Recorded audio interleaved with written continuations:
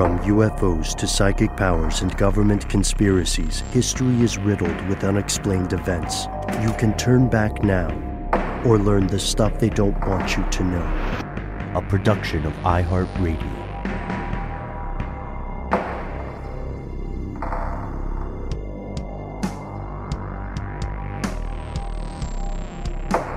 Welcome back to the show. My name is Matt. My name is Noel.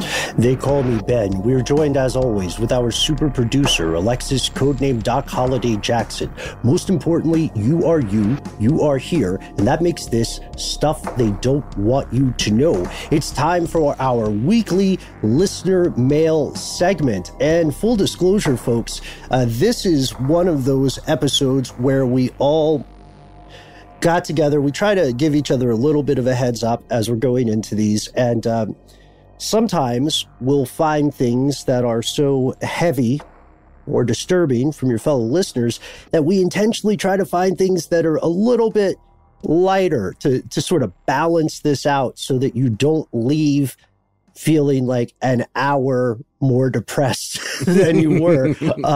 But we're touching on some things that are mysteries in the U.S. We're touching on some things that are mysteries and tragedies and conspiracies abroad. And then we're gonna talk in your sleep a little, or we're gonna share a story about it. Also, that is kind of a shout out to all the very kind people who have left reviews on Apple Podcast, giving us 5 stars and saying, "I love this podcast. It puts me to sleep right away." That's right. Nice people have been leaving reviews now? This is a change. No, come on. I love this. Yeah. Yeah. And also nod to you, Mike Birbiglia. He knows who he is. Do you like how I didn't care if anybody else knew that you were saying Mike Birbiglia? Sorry about that, Mike. Big fans. Okay, Big fans. Yeah, what do we want to do first, Ben? It's tough. But here's what I think we do, Matt. I think we save our sleep stuff for our third act. It's a nice bookend because we're talking about sleep in the beginning. And everyone will be dozing off by then. Okay, great. 5 stars. And I just want to reiterate, it was a nice 5-star review.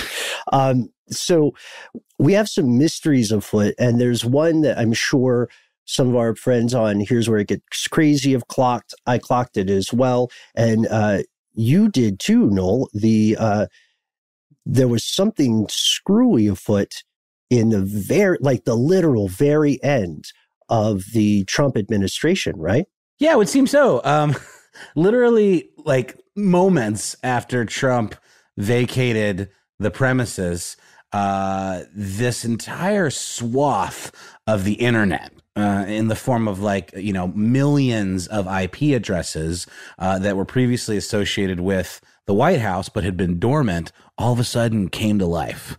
What does this mean? So essentially it means after, 20 plus years of not using this swath, this chunk of the internet, the Pentagon has now given over millions of IP addresses to a third-party company in an effort to identify cyber threats and vulnerabilities. It's super strange. The company is called Global Resource Systems, LLC. And it has now claimed 56 million IP addresses that are owned by the Pentagon. And this is what happened pretty much instantly after Trump left office. And then this is according to a great report from the Washington Post by Craig Timberg and Paul Son about this development. And according to their report, about 175 million is now the total number of these IP addresses, which is about 6% of a section of the internet called IPv4, which is, this is a little over my head. I'm not like a IT guy, but it is, according to Wikipedia, I very rarely cite this, but I think this is an appropriate use of Wikipedia. It is an internet protocol version 4. essentially. So it's the fourth version of the Internet Protocol. It is a core protocol of what's referred to as standards-based internetworking methods and other forms of networking involving packet switching. It is just the latest iteration of this very core protocol for internet browsing and internet storage. And by the way, I was treating this like a strange news episode. That is not what this is today. This is a listener mail episode where we highlight messages from the most important part of the show, which is you. And this one comes from KDog77.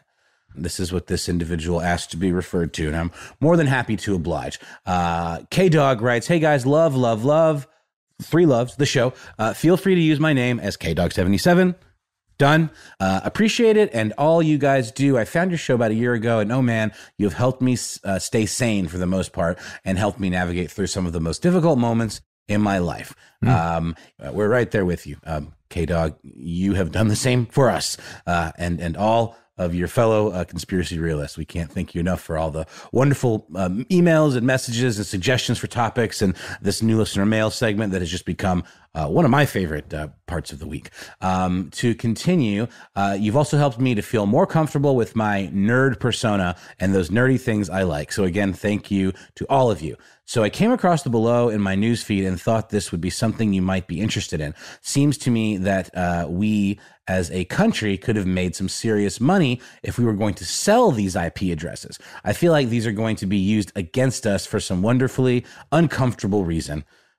Best, gents, stay safe, keeping it real. KDog77. Nice. Thanks, KDog. Yeah, appreciate it. Man. Yeah, very much so. And it's true. That was the part I was getting to before I realized that I needed to talk about KDog. So that's done. Thank you again. And it's true. This portion of the internet, these IP addresses, you know how, I mean, to buy it, an IP address is, I mean, again, I'm not, forgive me if I'm oversimplifying, but, you know, it's like it's a domain. It is a piece of storage on the internet. I believe, you know, it could be a server. Individual computer users have IP addresses, but what are individual computers if not just slightly more rudimentary or basic servers? You know, a server is literally just a computer that is designed to do nothing but store and serve massive amounts of data. And that is basically what the internet is. And I'm sure there's some tech people out there that would, you know, begrudge me for perhaps oversimplifying, but I think that's basically right. The internet, it consists of millions of these server computers that are stored in these massive farms that are facilities that are just rows and rows and rows and rows of these rack server units that all represent different swaths of the internet. Amazon obviously is a huge purveyor of these with their Amazon Web Services. And, you know, there's, of course, other ones. But the point that the article and KDog makes is that this portion of the internet potentially worth a hell of a lot of money. 175 million IP addresses.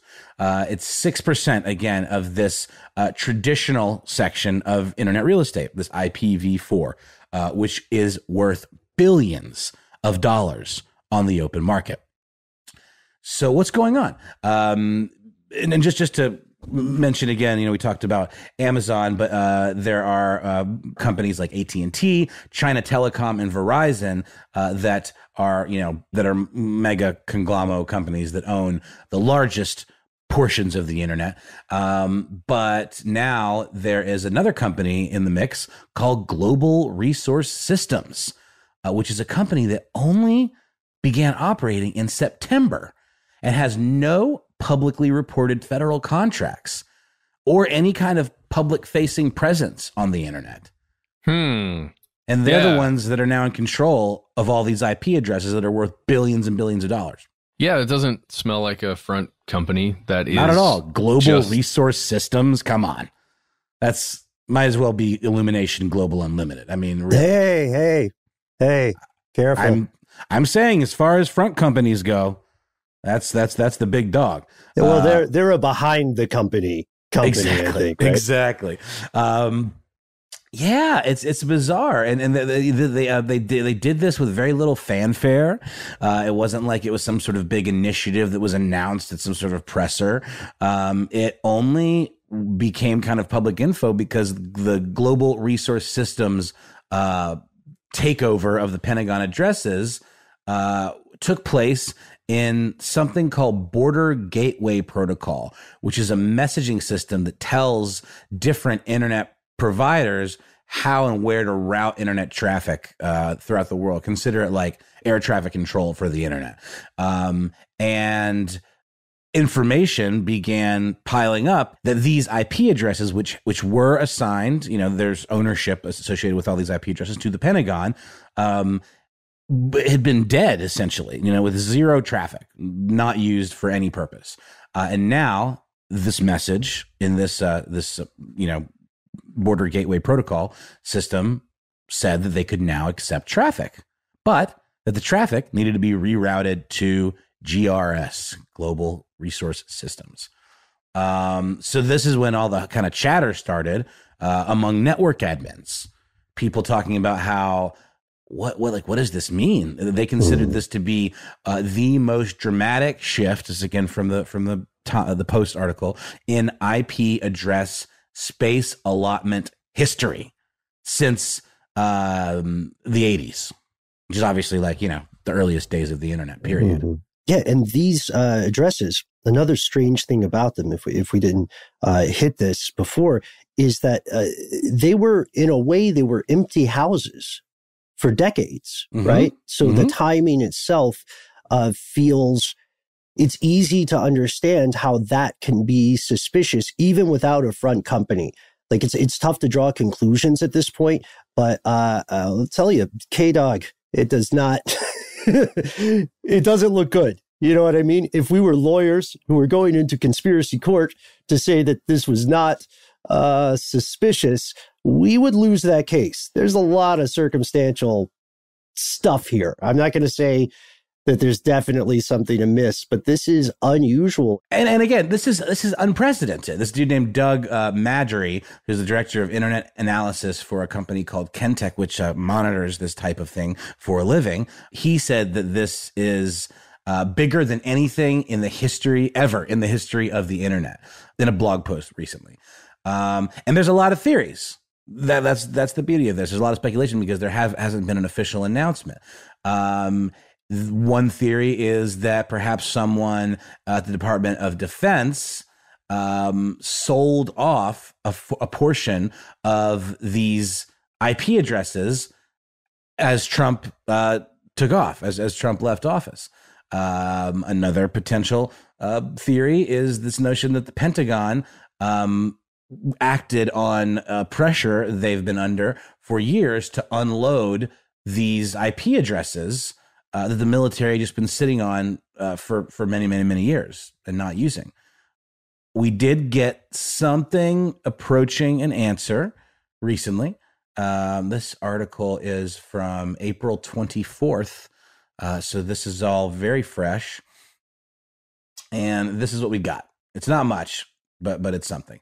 There is a unit, an elite unit in the Pentagon called the Defense Digital Service, which reports directly to the Secretary of Defense. And I love this. According to the Washington Post article, this group affectionately refers to themselves as a SWAT team of nerds. And essentially, they are kind of the first responders for any, significant information breach or running experiments to help the military achieve, information superiority, essentially. And it's a pretty new unit, actually, which makes sense because government tends to move slower than technology. But it was established in 2015, and it has a very state-of-the-art office within the Pentagon. And for the last several years, have been working on things ranging from like biometric measurement applications to help identify like friendlies in combat. And differentiate them from enemies, which can be a problem, especially when you're conducting combat from a distance, right? So this would help eliminate, collateral damage, or at the very least reduce it. And also, working on encryption, making sure that Pentagon emails are encrypted at the most secure levels imaginable. So there was a statement from the director of this unit, a guy named Brett Goldstein, who said that his unit authorized some sort of pilot program that would utilize the IP addresses in question. And he said the pilot will assess, evaluate, and prevent unauthorized use of DoD IP address space. Additionally, this pilot may identify potential vulnerabilities. So I think, guys, the implication here is that these dormant IP addresses could have been, like, you mentioned them as empty houses, Ben, maybe means some people were like squatting in them. Yeah. So when I had first heard about this story, which, as you said, broke just a few days ago, that was one of the first questions. So if these are kind of empty houses or, vacant parking spots or whatever you want to call them, if they're placeholders, then why are they suddenly interesting, right, to an organization the size of the Pentagon and to these specialized divisions? I've read some fascinating theories, and it sounds like they may have encountered a ton of unexpected traffic, which means, to keep with the empty house analogy, there might not be any furniture in the house or any people living there, but that doesn't stop anyone from coming and trying to knock on the door, trying to get in. So it's possible that they may be doing this just to clean up the space to sell it later, or that they're cleaning it up for their own use later, or that they're doing it entirely to circumvent whatever potential hijacking is going on. And maybe they're working on something or maybe their aim is rather to gather intelligence. Because if you look at this and you're not an expert, which none of us are in this field, then it seems plausible that they might suspect other nations' militaries or other nations' SWAT teams of nerds for trying to get in that way. Yeah, I would say that feels like the most likely scenario here. Imagine if you could hijack some of these IP addresses. You could make it look as though you were coming from the Pentagon to access maybe other parts of the Pentagon's infrastructure there, maybe to access other sensitive government cyber assets. I love when the government in the United States uses the term cyber. I love it when they just use it by itself. Like that was something that Trump did often, where he was always talking about cyber. It's the most important. Like, it just sounds like grandpa talking about computers. It's a disease of CEOs, honestly, high-level executives, I mean, specifically, because if you've ever been in conversations with investment bankers or people the more esoteric level, higher esoteric levels of business, they talk about these things in such a weird way. It sounds like the same sort of stuff you would hear from high-level military members sometimes, where they're like, oh yeah, I had some conversation with a guy who was like, I work in water. And I was like, what is that? What do you mean? It's like, oh, I'm a banker. I'm like, this is more confusing. Are you a lifeguard at the bank pool? Or are you like, do you give people at your bank water? Are you the water boy for Morgan Chase? Or like, and no, entirely. His whole job is to like talk in a high level way about water and then throw money at things. Nice. Well, in this case, you guys, I'm really imagining the scenario where the Pentagon discovered a ton of traffic, like you said, Ben, going to a swath of these IP addresses. They just realized one day, oh wait, isn't all that dormant? None of those are turned on. Why is there activity showing up? Or they were investigating someone in some other country, and they found multiple IP addresses that are actually Pentagon IP addresses being used, in an evil HQ somewhere. Mm-hmm. And then they realized, oh God, wait, we need to check this out. And they did it secretly in this way. They got a front company. They send it through that messaging system to just turn on those IP addresses again and send the traffic back to an internal server somewhere via that front company. Then it was like a net. It was just like, shook, we got all of that traffic. We know where it's coming from, where it's going, or at least according to their VPNs and whatever else they're using. I would say we have to be careful of our domestic blinders because it's quite possible that Uncle Sam is not necessarily the good guy in this scenario. They might not be the homeowner. What you say about front companies, that's another thing I was thinking about too, because if it's just a front company, then the Pentagon could still clearly control it. And let's say they want to do something unethical / illegal / shady with like China or Russia's military, then let's say you have, because they have their own version, right, of this structure. And so what if they get a weird routing notice from a third party company in the US they've never heard of? The question is, like, if there is something like that going on, could the US hackers, cyber warriors, get away with that sort of wolf in sheep's clothing disguise for long enough to get something actionable or worthwhile? Yes, I think that's a possibility. And I only use that phrase evil layer as in like that's what somebody from the Pentagon, I don't know, whatever. That's how Group A would describe the opposition force. I mean, they're pro layer. At the top, these guys are all very pro layer. It's a giant Pentagon, you guys. It is a ridiculous flex. World's largest office building.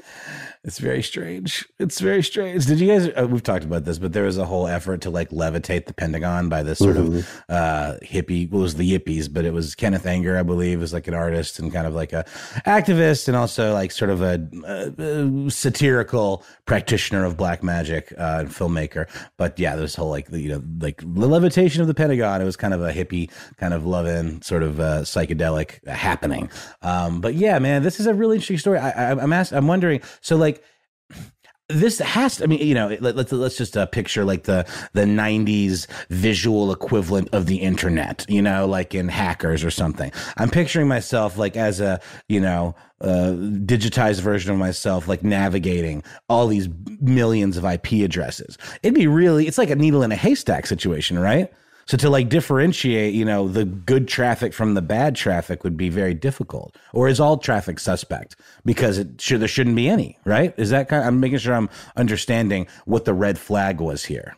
We don't know yet. We don't have enough information. We've got some pretty basic PR essentially from the Pentagon in the form of statements from people like Brett Goldstein, who's there at the Defense Digital Service. Yes.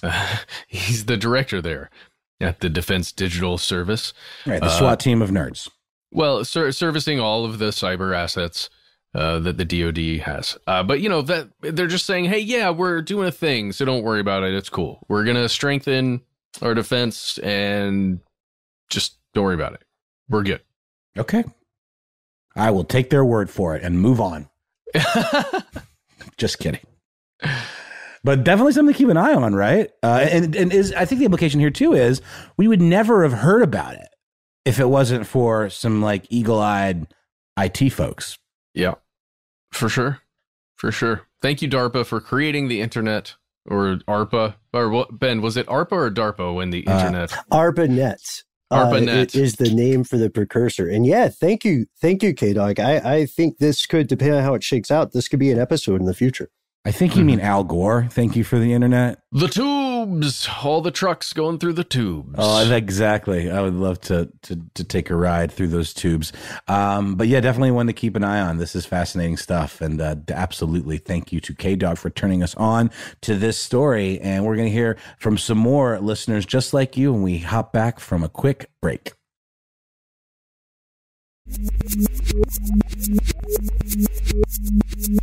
And we have returned. We have not returned alone.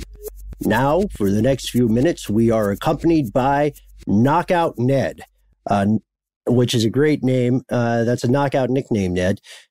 Tongue twister, future, mental note. So Knockout Ned wrote to us twice over this month with some information about a troubling thing that candidly is going to be a personal matter to a lot of our fellow listeners in the audience today.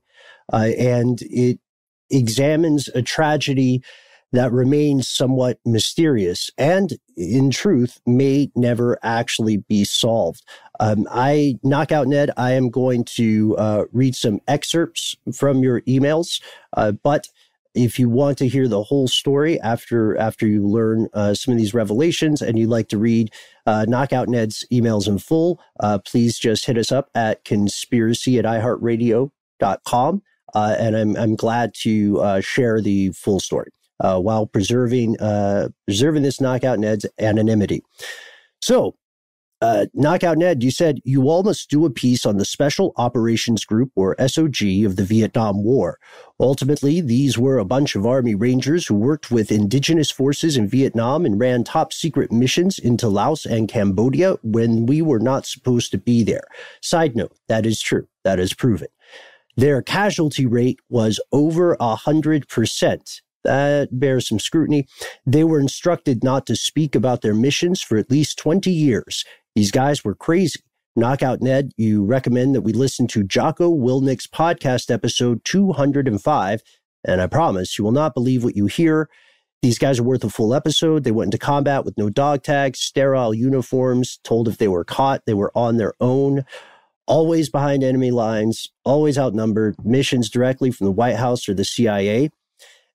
And then we got a follow-up from you, Ned, where you said you did an episode on whether America left soldiers behind in Vietnam and if some of those missing soldiers were left due to the clandestine nature of their top secret missions. Well, the SOG, the Studies and Observation Group, were the soldiers you were thinking about. There's stories that when an SOG team went missing and couldn't be located, a B-52 would bomb the last known areas, as it was understood that these guys could not be taken alive. They were high priority targets for the Viet Cong, and when they learned about them, they created SOG kill teams where they used human trackers and bloodhounds to hunt them. Many of them disappeared and were never found. And then, Knockout Ned, you continue with this, and you also explain that interesting part of having an over 100% casualty rate by saying the fact that SOG teams were 7, maybe 9 members, and they were usually facing an enemy with numbers in the hundreds, only adds to the allure, the mythology of this. And then Knockout Ned ends by saying, you have to do an episode on these guys. They're now able to tell their stories, so there should be no shortage of information out there. You can probably get one to come onto your show. I'm telling you, go into a dark room and turn off all the lights and listen to Dick Thompson speak in that podcast I referenced in my first email. It will blow your mind. It's a hell of a story. Do you guys remember when we looked into the very, very strange things that were occurring, especially toward the close of the Vietnam War? Yes, I do. And there are a lot of tales, there are stories that have been told in popular media about the Vietnam War. We've mentioned a lot of these in the past, and there are a lot of tales about soldiers who were left behind or got stuck there for one reason or another. And when we covered it before, it still felt like something that, again, we just talked about. You want to believe your country is going to be the good guy. You want to believe your team is the right team. Those blinders that we're mentioning. And more we learn that the nature of warfare is so gray. There are so many awful things that happen to everybody when there's a hot war going on. And this whole topic, I think, is it Special Operations Group or Studies and Observation Group? He calls it a couple different things in his emails. Mm-hmm. But whatever it was, these soldiers, if they were real, and I'm sure you're going to tell me if they were or not, Ben, going into Laos and Cambodia when they shouldn't be there, doing these secret things, the government had to keep that distance, had to act like it wasn't truly happening, or it wasn't their idea. It was just a couple of bad apples that found themselves in Cambodia while Vietnam was facing the conflict.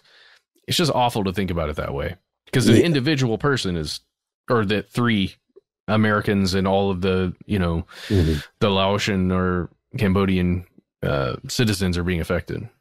Yeah. And you're right, Matt. This is definitely a real group. Specifically, it's MACV-SOG, Military Assistance Command, Vietnam Studies and Observations Group.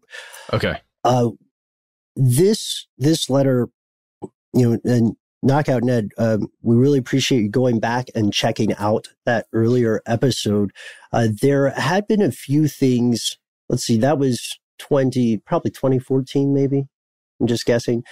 There, unfortunately, after multiple congressional investigations, the official conclusion of the U.S. government is that there were no people left behind alive. But if you talk to a lot of Vietnam veterans, you will see that many do not believe that official story. It is true. It is inarguable that some bodies had never been recovered from Vietnam.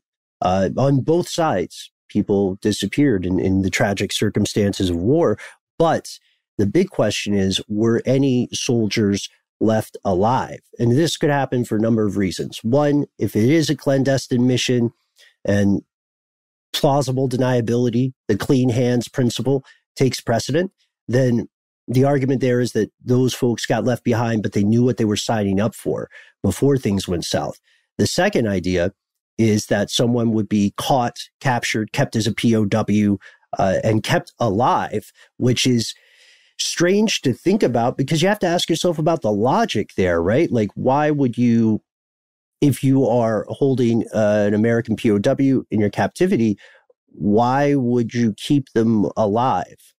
As brutal and cold as it sounds, would it not be more politically convenient to either release them in a gesture of goodwill or pull a quid pro quo, or to simply quietly end their lives, which is brutal, but that is sometimes the calculus of war. The third one, perhaps more interesting, is the idea of a U.S. soldier voluntarily staying, right? Just saying, hey, stuff in the U.S. wasn't quite, I didn't enjoy it there. This is my chance to start over. This is my chance to escape. Totally. It happened once. Did we do an episode on this? I feel like I was ringing a bell. Yeah. Ben just mentioned it. It was 2017, Ben. 2017. It was, oh, Lord, the title, did the U.S. abandon soldiers in Southeast Asia? Well, I was thinking of something else even, maybe like a history thing, like about someone who kind of like basically switched sides and then kind of got found out later. So I'm sorry, it's a little hazy, but this all is very much ringing a bell. Well, there's another story that's not Vietnam related. It's James Joseph Dresnok. He joined the North Korean military in 2014. That's the one. So there are reports, multiple reports of U.S. service members defecting to North Korea, people like Joseph T. White, people like who we just mentioned. And in our previous episode that we're just talking about regarding the Vietnam War, what we found was disturbing because we see a discrepancy in the stories.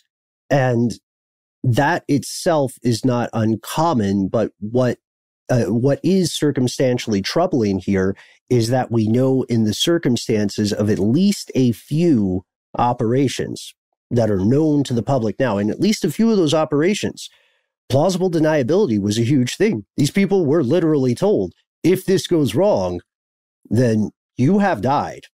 Even if you haven't died, you have died. And we will bomb your last known location. Right. And we shall sow the earth with the salt of bombs and bullets. This hasn't ever really gone cold. And the idea of solving this mystery and proving whether or not people were left in Vietnam or abandoned to die it's still very much a concern for people who have survived the Vietnam War, or for people who lost relatives to it, or for people, whose parents or their siblings were involved. Another thing interesting about this SOG group in Vietnam is that they were tasked with taking the fight to the enemy, quote unquote, the enemy, regardless of where they were, even if it was in Cambodia, Laos, or North Vietnam. That's where U.S. troops were not supposed to be, which means their specialty was breaking the laws that the U.S. had agreed to follow. This is the definition of black bag operations. These guys were the real deal. They were in the as veterans would say. But I wasn't quite, like, to knock out Ned's point, I listened back to our episode, and we did a good job with the information we had, I think. But at the time, some of these people still were probably not speaking for one reason or another about their experiences. So I did some digging, and I reached out to some contacts, some sources, some veterans, and the stuff that they said, I don't know if it would surprise you all to hear it, but they said they absolutely believe it's true. I think a lot of veterans believe people were left behind in Vietnam, and without having our episode notes handy from 2017, as Matt said, what do you guys think when you hear this? Do you think that it is possible that these people were purposely left behind? Think about the conflict we're talking about here in the Vietnam War. The brass knew that there were war crimes happening on the ground in Vietnam that were being perpetrated by U.S. forces and U.S. supported forces. They knew that.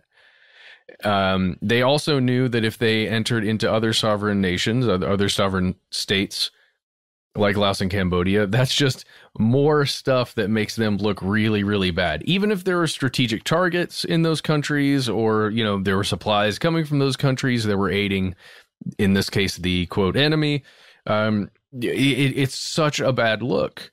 And it makes complete sense to me that somebody at the very top, very cold and calculated, would make the decision to make that the policy, that you will not be coming back if you get caught.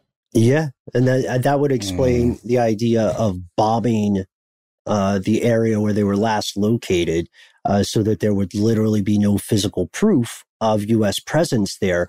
And this is, this is one of those arguments where you can picture the people in the room saying there is a greater good at play, but a greater good can oftentimes be dangerous, or a smaller good, like individual safety. Here's the twist. I looked into, as I said, I reached out to some folks who preferred to remain anonymous, but I wanted to share this with you guys. First, someone wrote to me and told me that that the odds of military members getting rescued or hostages getting rescued, depending on where you are in the world, is actually very low. And it would disturb the public to realize, just, this is not necessarily negligence, but just to realize how difficult it is to conduct an extraction mission like that safely. Even the hardcore pros might find the circumstances challenging. And then I heard back from someone, again, wishing to remain anonymous. Here's their take. They took this in a totally different direction. They responded when I asked, do you believe that people were intentionally left behind alive in Vietnam or Southeast Asia in general? They said, I do not believe that it was intentionally done, but in the late 60s and early 70s, there were some rumors that people who had contracted, quote, the Black VD had been purposely retained in Vietnam. On the other hand, there is a solid possibility that a number of people were retained by the North Vietnamese government, either because they knew things about North Vietnam that were not in the best interest of the country, or because they had serious injuries caused by interrogation techniques. And lastly, there were numerous stories about commanders who would put their problem children on point continually, because if that individual was killed or captured, it was no big loss. I have not seen firsthand data about these claims, says this source, but I did know a couple of guys who worked body recovery in the 80s, and they refused to venture their opinions to me. Interesting. Black VD, you mean venereal disease, like some sort of infection? That's the twist. That's what stood out to me as well. So I asked, what is Black VD? We've got Agent Orange. Isn't that enough? Black VD is a venereal disease that could not be cured. And supposedly, according to people who believe this theory, it may have been the first of HIV contractions that people were aware of, which would absolutely change the story of the progression of AIDS and HIV. But the story is that there were some people who went on R&R in other countries, or, were living the red light lifestyle when they weren't working. Sure. And that they came back with something that doctors didn't recognize, other than the fact that it was incurable. How about that? So is the implication almost in the way that, is it like blaming Vietnam for AIDS? I'm not sure. Well, because specifically the way the theory goes is that they didn't contract it necessarily in Vietnam. They went to an adjacent country. I see. But if you're looking into the evolution of AIDS itself, the official story is, at least according to the CDC, that a San Francisco resident named Ken Horn was the first person identified in the 1980s with having contracted AIDS. He's considered the first patient of the AIDS epidemic in the U.S. But then, like we did in our AIDS episode, we traced back several other theories, right? It's just strange that this lore has entered here as well. As I'm with you guys, it is difficult to say for sure whether or not people were non-consensually left alive in that country, sacrificed at the altar of the greater good. But at least one other thing, and that's what I want to end this on. The next thing we have to think about, what are we going to learn 20 years after the Iraq War? The U.S. is pulling out a lot of troops in Afghanistan in the upcoming days. Private contractors will remain. What are we going to learn about that? What is going to be the story about the so-called graveyard of empires? What other dirty secrets are going to come out? And when will this end? To all the veterans in the audience today, we hope this message finds you safe. We hope this message finds you well. And we would love to hear your take. Do you think this is simply, like an urban legend at this point? Or is there a grain of truth to it? Let us know. We're going to pause for a word from our sponsors. We'll be back with hopefully something a little less heavy. I know I've been hyping you up this whole episode, Matt. This is going to be worth the wait. Yeah, man. Fluff your pillows. It's sleepy time when we come back. I got my weighted blanket.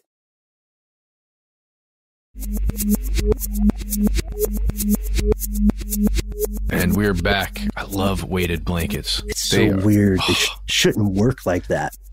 Yeah. What's the deal? It's just like the weight of it makes you feel safe or something. Is it? Yeah, it's comforting. It is a comforting thing. It's great. It's great for kids, for dogs. It's a thunder vest for people. For anyone who's familiar with those things for dog anxiety. But you have to be very, very careful. They're graded for the weight. Like, depending on the weight of the person sleeping under the blanket, you got to be careful how much weight inside that blanket you put on top of somebody. Could be a good way of making sure your kids don't get out of bed, right? Mm-hmm. Ties into this. So let's listen to a message that was sent to us from Miller. Hello, Matt, Ben, Noel, and super producer Alexis, codename Doc Holliday Jackson. I have a topic for you. I've never heard anything really scientific about it, but it baffles my mind, and that is talking in your sleep and swinging your arms about in a violent manner like my 6-year-old daughter does. She still likes to sleep with Daddy. Being a single father, I find it comforting. She'll start in her bed and always wind up in mine, but I've woken up with many a bloody nose and woken up in the middle of the night only to hear many ramblings of a 6-year-old. And it's very amusing, and I just want to know what she's dreaming about. This is Miller from Central Illinois. Love you guys. You helped me get through hellish days, I tell you what. Thanks for doing what you're doing and being who you are. And I don't know, tell me stuff I don't want to know. Bye, guys.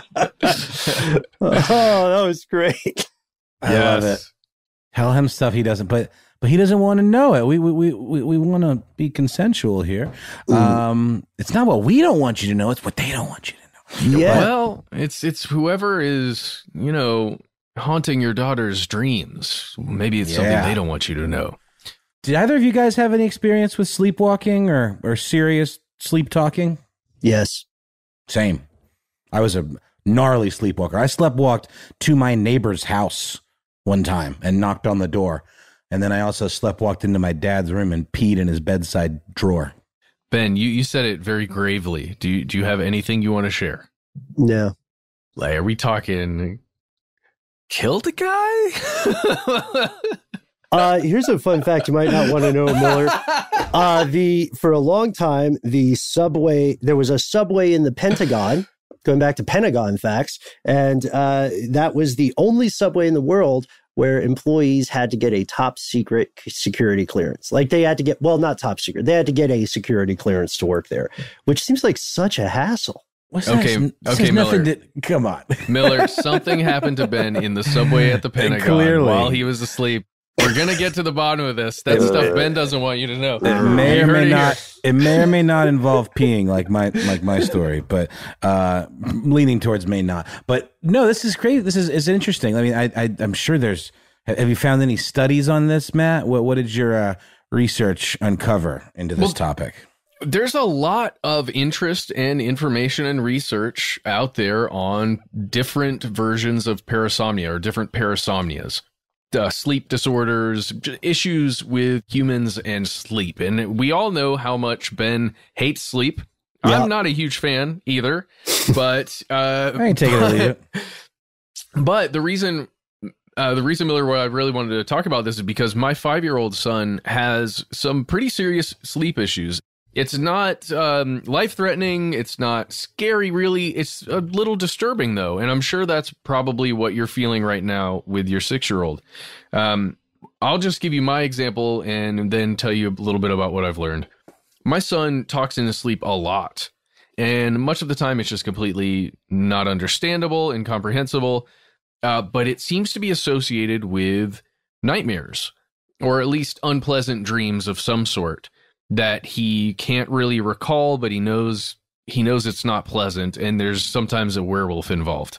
I actually had the same dream when I was a kid about a werewolf, and I couldn't sleep very well. It was recurring. But that definitely is occurring. So that's why I was interested in all of this stuff, even prior to you calling in to us.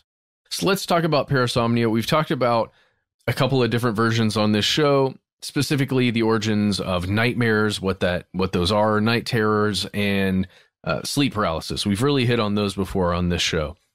So let's go through. I'm on the Sleep Foundation. That's sleepfoundation.org. If you want to go here, Miller, to learn a little bit more about what's going on. There are several types. One is non-REM related parasomnia.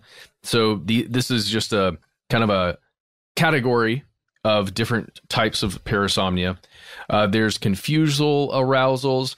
This is a really interesting one. This is one where it appears that someone who was asleep and has woken up, they seem like they're awake a little bit, but they're not really. They're doing some strange things. They've got an accelerated heartbeat. They're breathing differently. Their pupils are a little more dilated than usual, and there's a confusion that's occurring. They're not really sure what's going on. My son has displayed that, and it is a scary situation because you're not sure, right? You're not sure if the person is awake or asleep. You can't really speak to them. They're kind of aware that there's things happening and where they are, but not really. Strange. Does he ever like talk in the Tony voice from The Shining? You know, like I'm only half joking. I mean, I certainly have encountered people in their sleep that do take on a different vocal intonation. I've never experienced that with my son, but what he will do is he'll start that way and then sleepwalk, which is just he'll find his way out towards the bathroom or think he's going towards the bathroom, which comes into your whole peeing in the drawer thing. My peeing on my dad's speakers while he was listening to vinyl on headphones. I knew you had a pee story. I knew it. I wasn't alone. But he'll do that, but then he will speak, and he will sometimes speak to something that is not there, or what appears to be a being that is not there, somewhere in the corner, somewhere in the dark. And it's okay. You got a very easy test for this, Matt. See how the doggos are reacting. Like, I wouldn't, for sleepwalkers, I do have experience with this. I've only ever been freaked out if like a household pet is also staring at the corner. And then that's the time where I think, maybe I'll go out. You know what I mean? Maybe I'll go to Subway. This episode is brought to you by, kidding. So you're right. Like, I think one thing is the word parasomnia might seem very niche to people, but as you said, it is an umbrella term. And I am virtually certain that everybody listening here has had an experience with parasomnia, because one of the most frequent types of parasomnia, from what I understand, is nightmares. The kind that are so terrible that you wake up and like, that the ocean is actually made of water. You know that you bleed blood instead of spiders, but you can't. It's 3 a.m. and you can't get back to sleep, and you're really starting to consider if you should look under the Band-Aid or not. And you just kind of try to get yourself in a different mind state. That's parasomnia. Reality is really fuzzy in that state between wake and sleep. And I personally, I will share, without getting into it, I will share part of the reason I'm reticent to talk about it. I had conversations I was not aware of that were recorded while I was asleep, and they're super creepy. I don't think there's anything supernatural, to be clear. I just think it's super creepy to hear yourself like that. It would be like if you guys had a video of yourselves rousing from bed and somnambulating to urinate in these various non-commodes. Like, it's weird to watch that, right? Can you imagine the TikTok views you could get, boys? Oh, there is actually... I would ask my wife right now, but she watches somebody on TikTok that allegedly, I'm saying allegedly, films herself sleepwalking with her boyfriend in the room all the time. And she does the wackiest stuff that feels scripted to me, and I'm suspicious, but I'm not saying that's what it is. I'm saying I maybe don't personally believe that it's always genuine sleepwalking. This is astrology all over again. All right, let me take a crack at it. So I've seen I've seen at least one person doing this on TikTok. I've seen I don't know if it's the same person, but the clip I saw, this individual, there's a caption that says, I sleepwalk and I record myself. That's my thing. Hello, internet. And she talks in text about the dream she remembers having. And there's one where she is like walking, you see it through a living room camera in the corner, and she's walking, carrying stuff awkwardly from the kitchen, right? Are we talking about the same one? Like cans of stuff. And she walks out to her front porch, and it's late at night, and there's a camera in the corner of the front porch, and she starts throwing this stuff into the yard, right? Is this the same video? That's one of the ones that my wife showed me. But you have to understand, the reason why I'm suspicious is because it's not just that one great video that was captured. It's now a daily post, however frequently post situation where it's like, look at me, I'm still sleepwalking. They're hilarious. It's great entertainment. Anyway, I want to jump back really quickly, Miller, to your discussion with your daughter, because one of the things you talked about is violent movements of arms in her sleep. That, to me, is a bit troubling. That is a slightly different disorder. That is a REM-related parasomnia. And it's often called REM sleep behavior disorder. Emphasis on behavior there, because it is something that you are doing while you are asleep. This is a very different situation. And it's kind of weird. I don't know. To me, I guess it's not fully weird, but it's a little different that your daughter at 6 years old has this, because it's often observed in older people. This is a fairly frequent thing at least according to the Sleep Foundation, in people aged 50 and older. It's most common, at least, in that age range. The sleep talking, however, is very common in ages like early age. So I think 3 to 10 is the most common age range there. I saw 5 to 12, but yeah, okay. It's a young folks game. Yeah, exactly. And that's coming from different places. WebMD is the one that says 50% of children between 3 and 10 carry on conversations while asleep. Full on conversations. Yeah, you can go to WebMD, and there's a whole article called Talking in Your Sleep from 2019 that goes over a lot of this. It talks about some of the different reasons for it. What you should know right now is that it does not mean there's anything wrong with your daughter. This is while not extremely everyday common, a common thing. The same deal with the REM sleep disorder that she may be experiencing, where she's moving around a lot. There's just a little restless sleep. So, this is not medical advice, but I would talk to, the pediatrician, talk about things like diet, talk about things like, what time she's eating certain things. I don't know. That's one of the only things you can really control as a parent, right? Or if there's medication, maybe. Yeah. And one of the big things before we close out here, something to look into if you're interested, Miller or anybody else out there, check out Sleepwalk with Me. That's that Mike Birbiglia. Mike Birbiglia. Fantastic writer and comedian and actor. And Sleepwalk with Me is the true story that he tells about his experience with REM behavior disorder.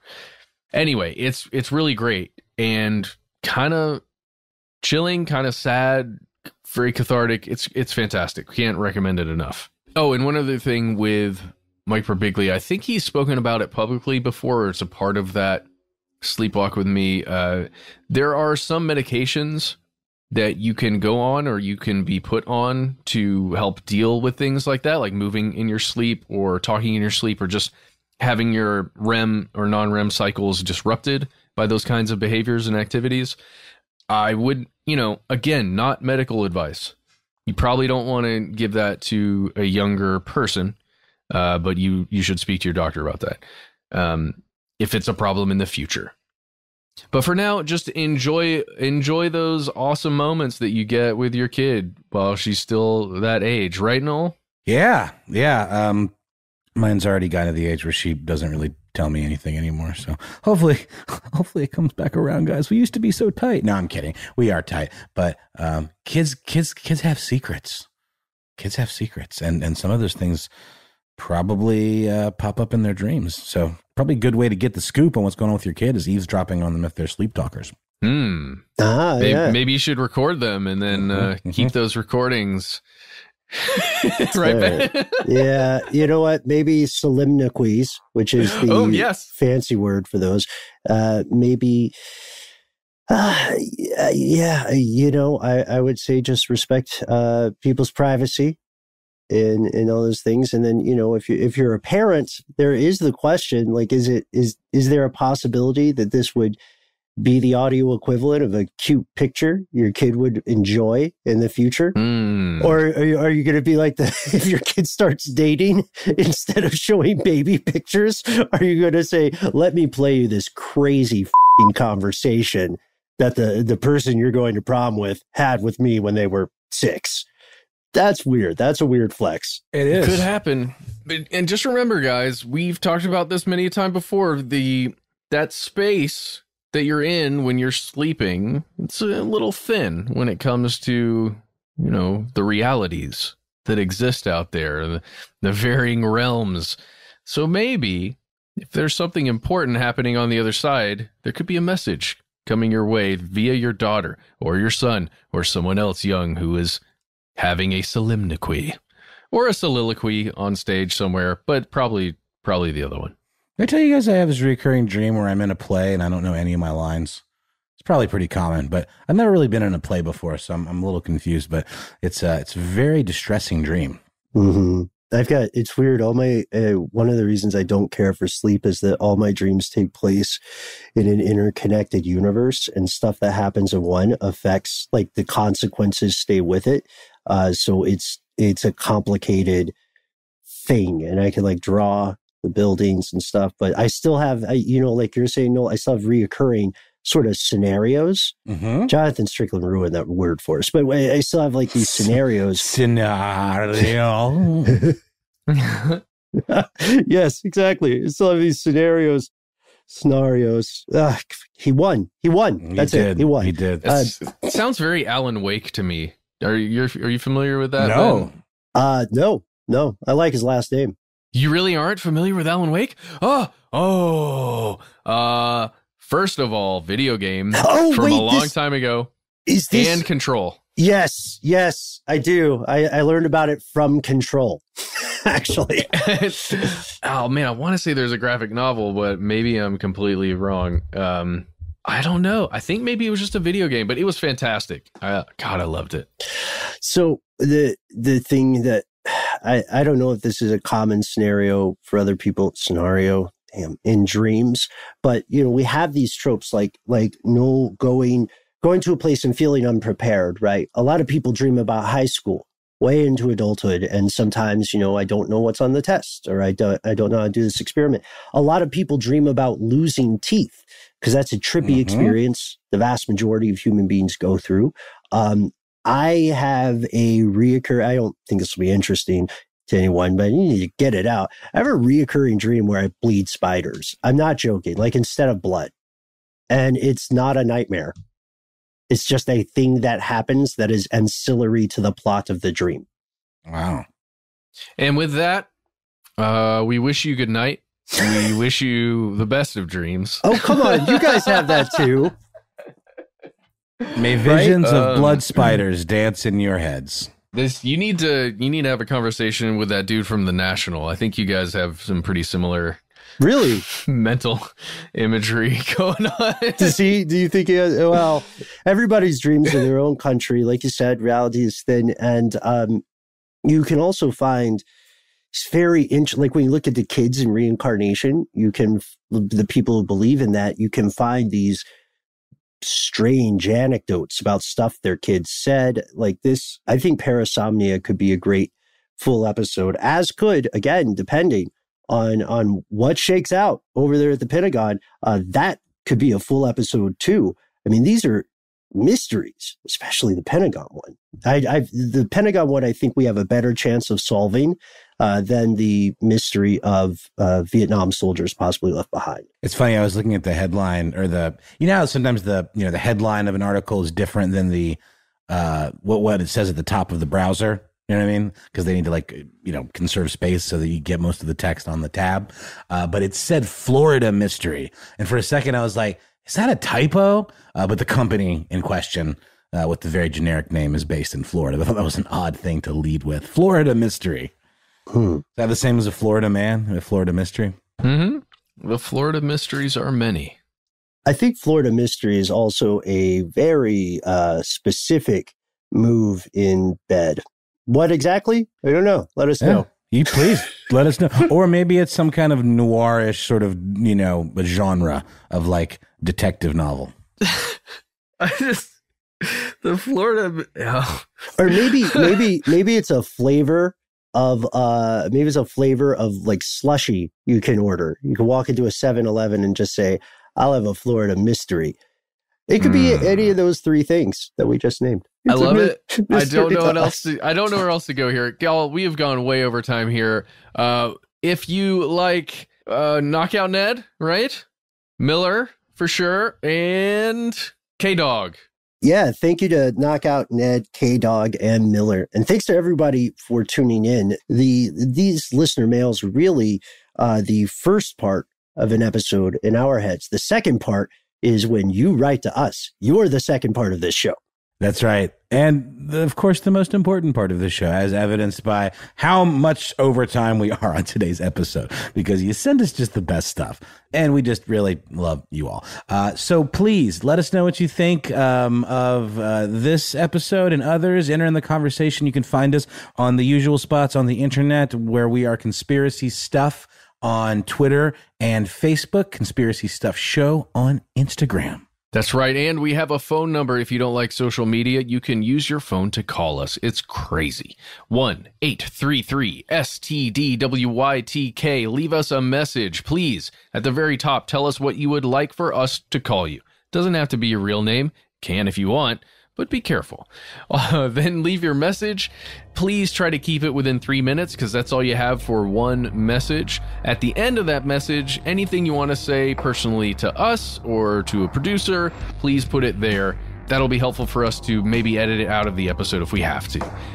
If, for any reason, you've got a lot to tell us, a long story, maybe some articles, some links, something else to share, we recommend you use our email address. We are conspiracy@iHeartRadio.com.